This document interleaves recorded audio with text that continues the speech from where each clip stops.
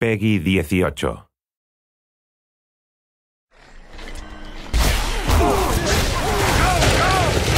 I enjoy making the sounds for these things. Maybe it's a bit of a macabre career choice, but there's always a new way to make somebody die. That sounds horrible, but it's true.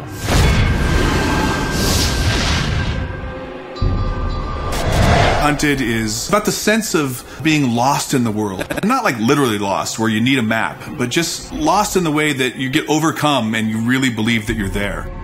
The goal for me is to try and get the player to be excited about what's around the corner. You know, what's happening next? What can I find? What's gonna make the hairs on the back of my neck tingle? You know, we talk about that a lot with the music. The vibe of the score is powerful. I mean, if you look at the main characters of the game, even the female, she's pretty, you know, with it, pretty brutish looking, very strong, powerful. So I wanted to convey that in the music. So there's a lot of choir, a lot of brass, and a lot of percussion. And as far as modern elements go, I've created a decent amount of sounds for the score to help convey an uneasiness in the world and in the levels that they traverse through in the game. I'm never going to say no to that. I mean, there's a lot of weaponry, a lot of spell casting, and a lot of hyper crazy kind of sound, but in general, the overall approach is very ambient and kind of creepy, maybe a little bit horror in places. I mean, I'm a big fan of bowing anything, like a cello bow, whether it be a metal tin, a gate, you know, a pot from the kitchen, and you pitch them real low down and you put some reverb and delay on it, and it creates a decent tension for the game.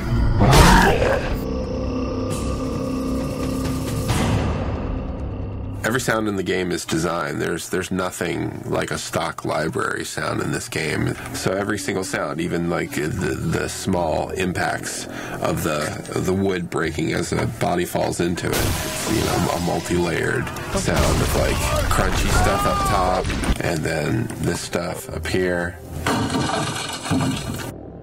These things make really great whooshes for like the arrows, you know, as they pass by your head. That's how you make them. Cutting it close there. Ooh, a good death rattle. I'll take chocolate syrup and tomato paste and corn syrup and I'll mix it all together and just like stick a mic in there and just, you know, make some really cool beefy sounds. And then when that stuff like splatters and you hear it after you kill, it's really satisfying. You want to hear it, you want to imagine the blood splattering on the ground. If you're into that sort of thing. Sometimes I don't think about that. I never think about that. A lot of the nostalgia of the old dungeon crawly games was all about the magic mouth giving you the riddle, or you find the runes written on the wall and you translate them into some mysterious riddle. What we want to do is give that same kind of fun, like, I figured it out, or I've been thinking about it all night and I woke up in the morning with the answer.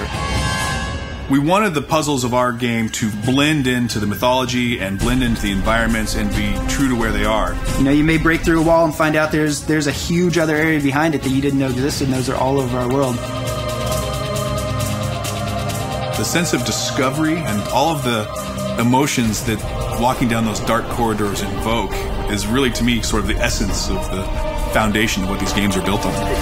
Because your responsibility is to give people what they're looking for, but once you've done that, then you got to give them some things they didn't expect.